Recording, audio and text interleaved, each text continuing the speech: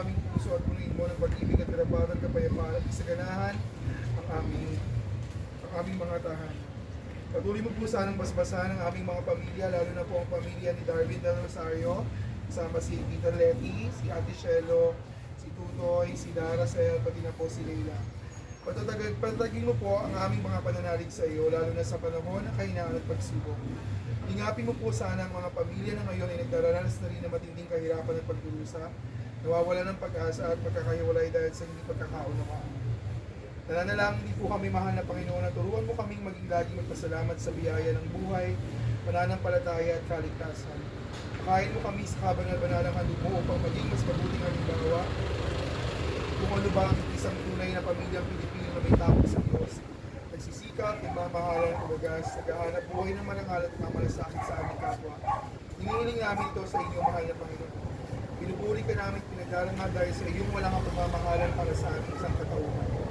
Nasasalamatan ka namin, Panginoon, sa mga biyayang iyong bigay, at minsan pa kami rin po ay humingi ng kapatawaran sa mga inihandog namin sa iyong kasalanan. Inihahandog na rin namin ang aming sarili sa punang aming kagalakan at mga pagsubok sa buhay.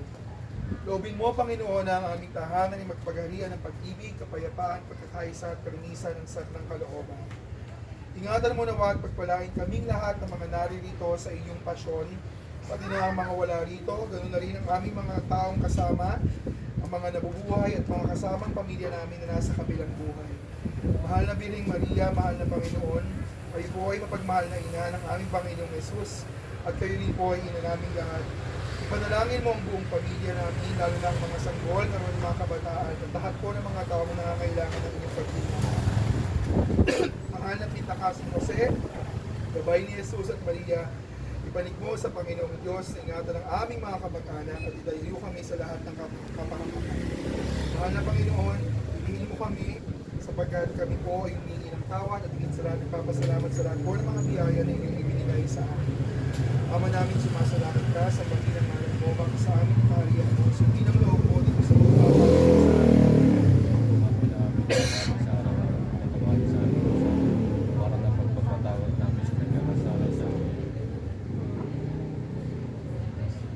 Abagi noong Maria, napupuno ka ng grasya, ang Panginoong Diyos ay sumasa iyo. Bukod kang pinagpala sa babaeng lahat, pinagpala naman ang iyong anak na si Jesus.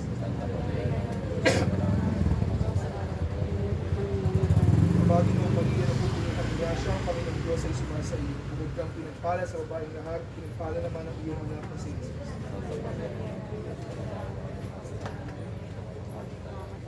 Abagi noong Maria, napupuno ka ng grasya, ang Panginoong Diyos ay sumasa iyo. Bukod kang pinagpala sa babaeng lahat at pinagpala naman ang iyong anak na si Jesus. Luwalhati sa Ama, sa Anak at sa Espiritu Santo. Sa ngalan ng Ama, ng Anak at ng Espiritu Santo. Amen. Magandang hapon po.